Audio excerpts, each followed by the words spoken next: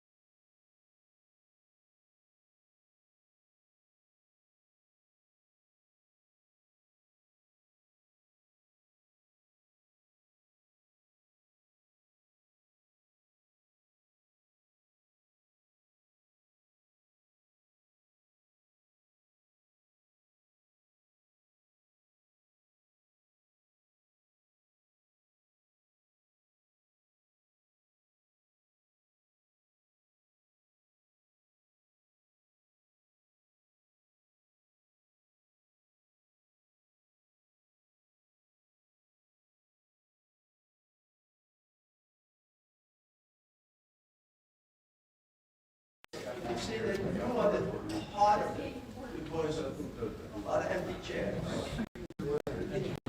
Speaking into the mic? How about now?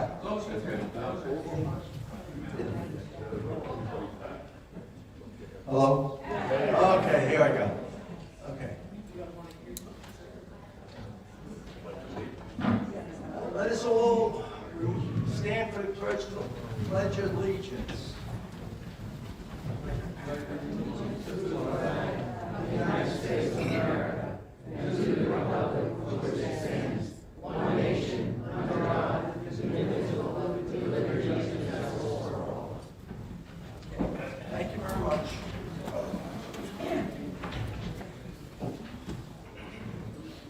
Roll call.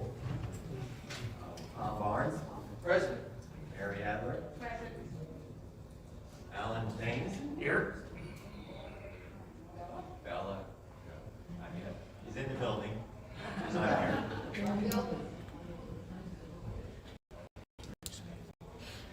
Okay. First, we're going to do the motions. Need a approval of the minutes of November 18th. Oh, excuse me. I'm so used to doing it this way. Okay, I'd like to introduce the Finance Committee and the budget of, and the treasurer will introduce it.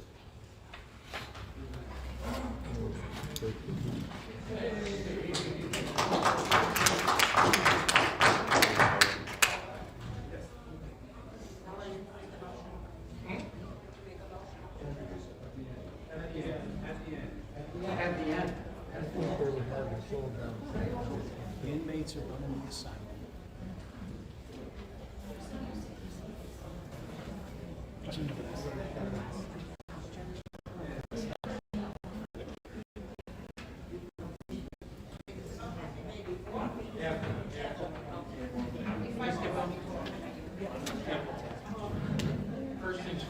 Okay. Welcome to our budget meeting. I think we're missing a few people, but okay. All right, let's get down to business. The maintenance fee per month per household are expected to increase $9 a month next year, from $174 to $183. The quarterly maintenance fee will increase from $522 to $549. Following are the maintenance fees per year for the last 3 years. So in 2020, we paid $177 per month. In 2021, we got a $3 decrease and we paid $174. Now in 2022, it's going to be $183, which is a $9 increase. In order for you to understand the maintenance fee increases, you have to look at the 2 years period of 2020 and 2022 together, because the effects of the COVID virus on our operations early in 2020, the clubhouse and all operations were closed because of the virus. That resulted in a very large surplus at the end of 2020, which was carried over to 2021. That had an effect of lowering our maintenance fee for $3. In 2021, the operations of the community gradually came back to normal, and as a result, while we are carrying over a surplus from 2022, it will not be large enough like the prior year. Hence, we will have a $9 increase for 2021. But as I just mentioned, the monthly maintenance fee for 2021 was reduced from 2020 by $3 a month. So for the 2-year period of 2020 and 2022, the maintenance increased $6 at an average of $3 per month per household. The average increase for the 2-year period is in line with the historic increases. The average about 3.2% per year since the inception of the community in 1995, and is lower than the current rate of inflation. Again, the increase in 2022 is due principally to lower carryover surplus from year to year. The carryover surplus for 2020 is $102,800 compared to the surplus of $185,340 for 2021, which is a difference of $82,540. Turning now to our expenses, I'd like to mention that our operating costs will increase from 2021 levels as we return to full operation. In addition, many of our contractors are impacted by the increase of minimum wage rate in New Jersey. It has increased from $8.60 per hour in 2018 to $10 in 2019, $11 in 2020, and it will continue increasing $1 until 2024, which will then be $15 an hour, which considerably is a joke because most people are paying $18 an hour now. But that's what the law says. The rate increase affects all suppliers, but it particularly our security guard companies and our swimming pool contracts. The swimming pool contracts provide our lifeguards and maintenance for our swimming pools. These contractors all provide individuals who perform services for us, and they are being impacted by the labor rules. The security guard services have increased $28,000 from the 2021 budget. But the board is exploring and finding alternate solutions to lower our costs. The swimming pool contract increased because these factors as well, due to the shortage of lifeguards, and so the board is dealing with that by shortening some of the indoor pool hours. The board has also taken hard look at cost areas and made several cuts to our overall basic cost, and only increased by $13,000 over the 2021 budget levels. The other budget increases and decreases are covered in your budget packet, are up on the table if you didn't get one when you came in. Okay, turning to the balance sheet. The data shows that the association is in good shape. At the year end, we have funds roughly at $4.3 million. The largest, which is in our replacement fund, which has a balance of $3.4 million. That is after spending $229,000 for paving Lakeridge Boulevard and approximately $845,000 for including the clubhouse and Annex parking lot as well. Approximately half of the roads on the lower level have been paved. The remaining roads will be replaced in the next 3 years at approximately $2.5 million. The funds for these projects come from the replacement fund. The fund balances at the year end of the other funds are as follows. Our replacement fund has $3,400,000. The deferred maintenance fund is $150,000. I know this all sounds like a lot of money. Working capital, $120,000. Contingency funds, $165,000. Activity fund is $5,000, and operating funds, $290,000. So as a total, we do have $4,300,000, which are all allocated into different sections. So, in closing, while we're not pleased at all that we had to increase $9 for 2022, we believe that the overall increase of $6 per month over the 2-year period is reasonable. And at this time, I really, really would like to thank Marty and Bill Cohn, all the members of the Finance Committee that have worked. I mean, we have done it 12, 13, 14 versions to get these numbers the right way. They've worked many hours. I also would like to thank their significant other, Vicki and June. Please tell them I appreciate them lending you to me for all these times. And of course, Michelle, thank you also for making my life a lot easier. Thank you. Alan's going to make a motion now. I think the entire board would like to thank Marty and Bill and Mary and Michelle for all the hard work that has gone into this. Unbeknownst to you folks, this started 2 months ago, and the increase was double what we have right now.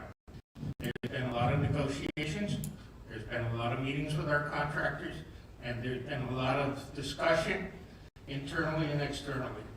We have done the best that we can given what we have at our fingertips.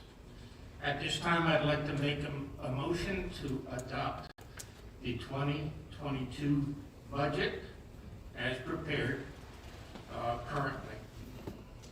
I second the motion with the comment that a $9 increase over 174 the current year is only 5.17%. That's less than inflation. You second it? Okay. All in favor? Aye. All opposed? And board comments. And then Any comments from board members? I think we've covered mostly everything. Thank you, Mary. I appreciate it. We appreciate it. The cost of living is going up, and we try to keep it as low as physically possible.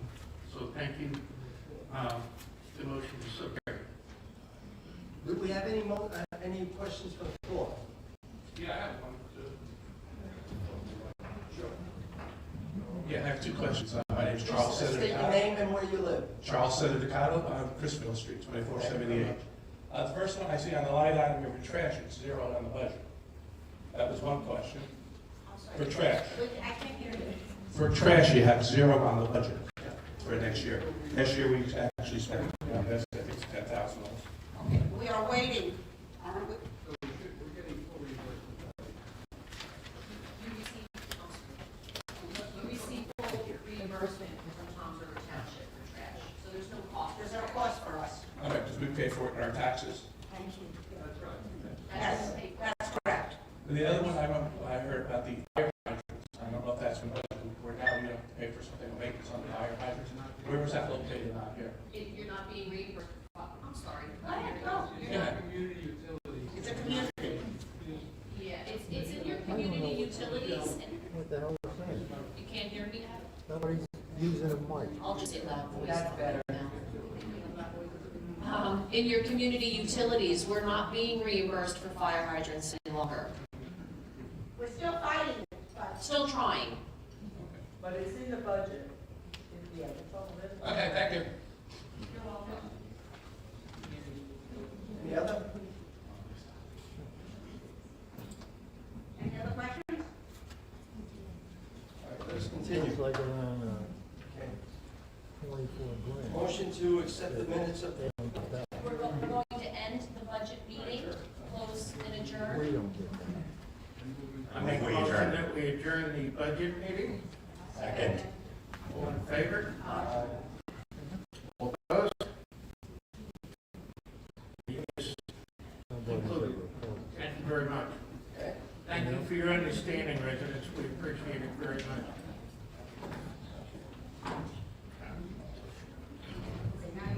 motion for the approval of the November 18th, 2021 open board meeting minutes. I move that we approve the minutes with one minor correction. The spelling of Arlene Whitman's last name does not contain an H.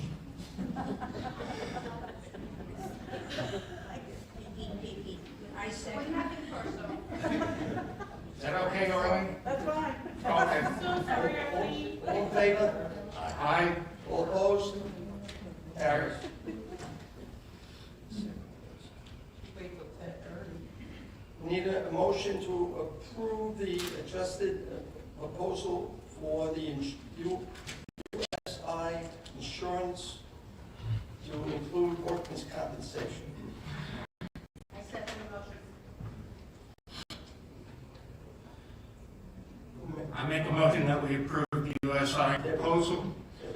The proposal, basically, our initial proposal that we received was in the sum of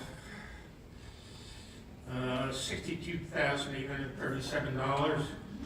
Since the time that the proposal was received, we have received the only quote that we could for workers' compensation, and that quote brings the total for the USI insurance program to $72,506.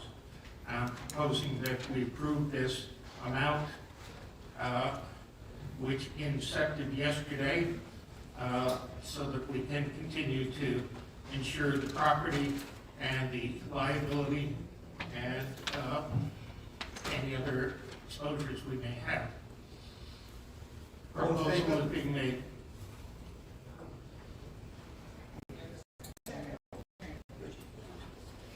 All in favor?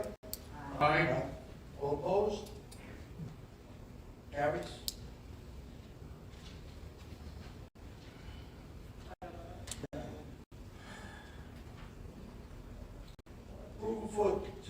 Motion to approve cut-above contract for 2022 season, and the amount is $11,244 plus tax. That's taken from the operating funds. I move the motion to accept the contract as described. I second. This contract is for the landscaping around the clubhouse, the annex, and the gatehouse. It's only a 6% increase over the current contract. That's Take care true. of what? Of course. We're gonna vote. All right. It's always that. All right. All in favor? Aye. All opposed? Okay, carries. Approval for proposal for the TLP repair on the indoor pool furnace. And it's not supposed to be a furnace, it's boiler. That's one thing. But that's okay. But the amount of $5,970 plus tax, replacement, from the replacement fund. I make a motion that we approve $5,970 from the replacement fund for repairs to the boiler, which has been neglected for the last 5 years and has not been maintained to the degree it should have been. And as a result, the indoor pool is closed. Those of you who enjoy the indoor pool are freezing to death. We'll get it back up and running as quickly as possible. This motion is being made right now. Okay, I second. All Aye. opposed? Aye. Aye. Okay, carries. Let's start with that.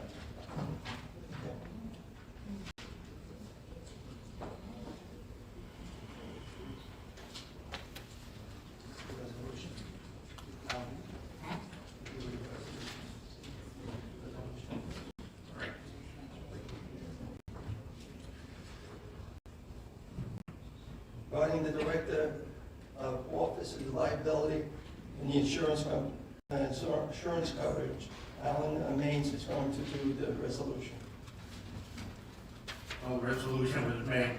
The bottom line here, folks, is the insurance renewed yesterday. When we started on the insurance program, USI was not going to provide a quote for us. We met with USI verbally and proposed that if they did not put together a representation for us, we were going to move the program out of USI, who is an insurance broker, and move it to other candidates and other carriers. We quickly received a proposal for the general liability policy, and just within the last several days, workers' compensation program. We have had to step up to the plate with the USI, and in the coming year, 2022, we are going to go out to brokers like Marsh & McLennan, Aon, and other brokers to see whether we can get more competitive insurance quotes, and that will be an ongoing process commencing probably in June and going through October and November of next year. The directors and officers policy has been also renewed. That provides coverage for your directors and officers of your community in case liability is assessed against them. Overall, I'd like to thank you again for your patience with the road program.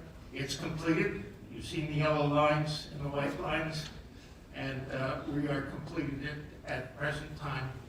And we appreciate your understanding of the inconveniences.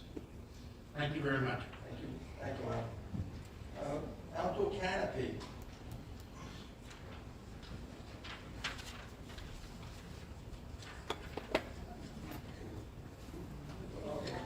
We're going to table the outdoor canopy outside. Looking for one that we can use all year round, so we wouldn't have to occur an expense. The outdoor canopy is going to be replaced, but we're looking to get one that we can use all year round, so we wouldn't have to accrue an expense for people coming in and taking it down, putting it back up. It seems redundant. So we're going to table that until we find the right canopy for you, okay? Thank you very much. And it's in the pool area. Everybody knows. Does anybody not know what the canopy I'm talking about? Okay. There's a little area that people, right there.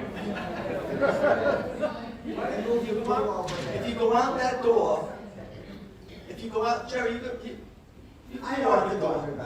And it's a canopy right there. It's not there now because it's winter time. So we're going to, in the spring, the canopy goes back up and gives the people a chance to get out of the sun and everything like that. So if you look at the bars up there, so you can see it, that's it. The bars.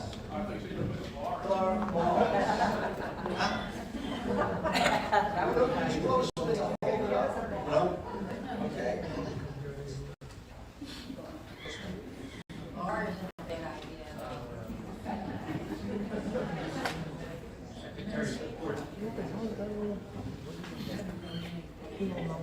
Okay, all right. At this time, I'll ask the secretary to give a report. District report. In 2022, it will be easier for you to vote on Lake Ridge matters. Most important, it's going to save us money. Our bylaws of 2003 authorize electronic voting. After 18 years, it's time to implement it. Paper ballots will still be available for homeowners who don't use a computer or their smartphones. It takes a lot of time and money to print, collate, label, mail election materials to 926 homes. It costs almost $4,000 a year. A full-page letter has to explain what you do with the sets of envelopes and ballots, get it back to the clubhouse into a ballot box. staff for days.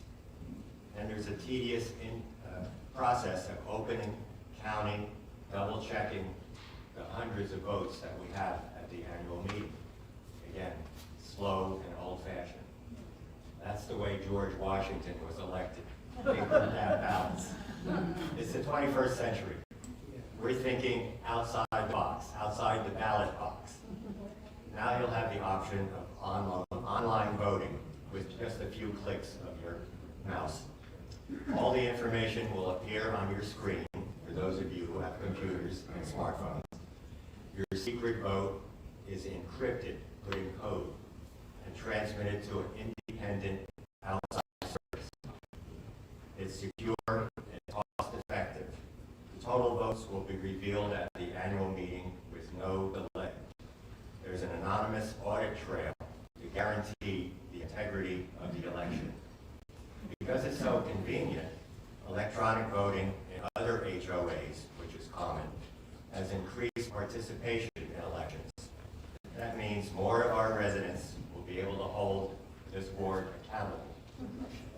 Uh-oh. We're sending you a form with the budget mailing, asking for your consent to use electronic noticing and voting. Please take advantage of this really user-friendly method that will reduce costs significantly. Welcome to the 21st century.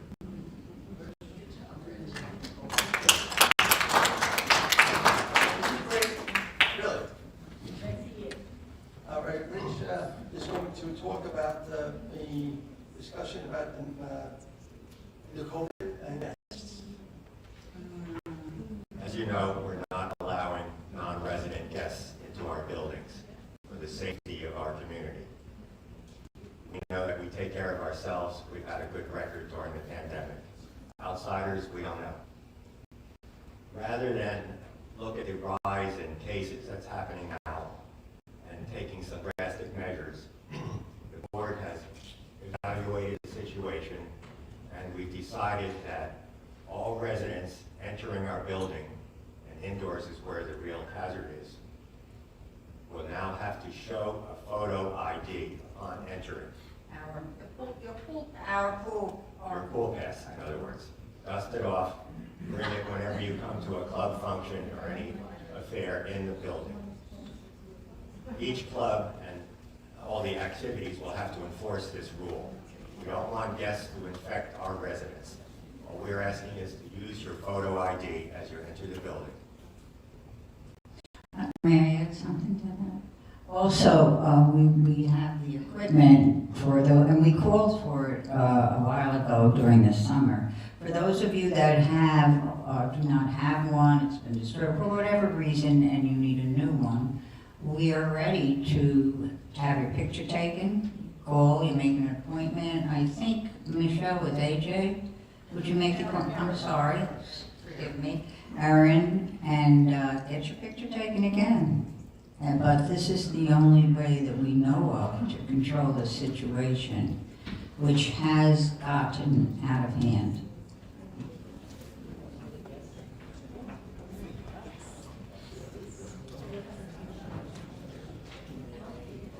Is that in addition to signing in also? Yes, it is. One is for one reason. Swiping your card and Yes. picture ID? Yeah, I was in New York and I couldn't go. I couldn't move without ID. And we're not requiring anything that is, they're all for different reasons.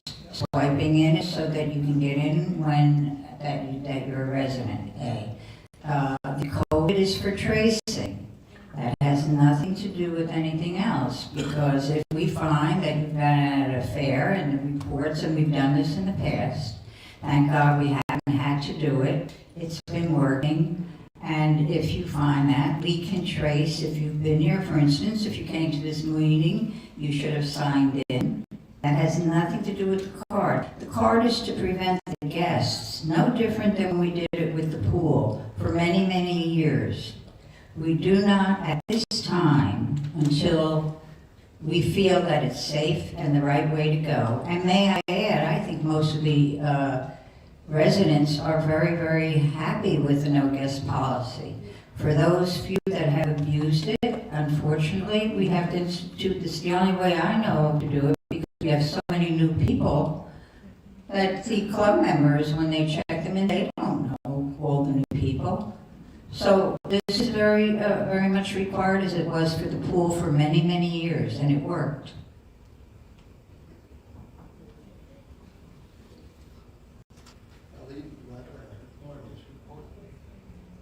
Okay, This is the director's report. okay, so I would like to propose the idea of replacing the current, with current standards, the third shift at the gatehouse with a call box system and added security cameras. Now, we can save approximately $60,000 a year by doing this, starting in 2022, as soon as we can, which will impact the 2023 budget.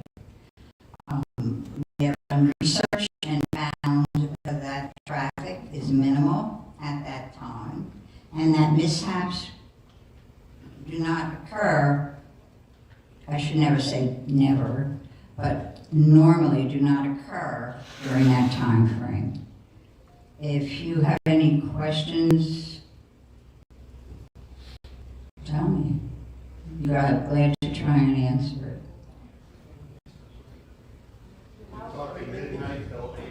Well, we're looking at two different, 11 to 7, but it's a shift. It's an 8-hour shift, which would be the cost reduction.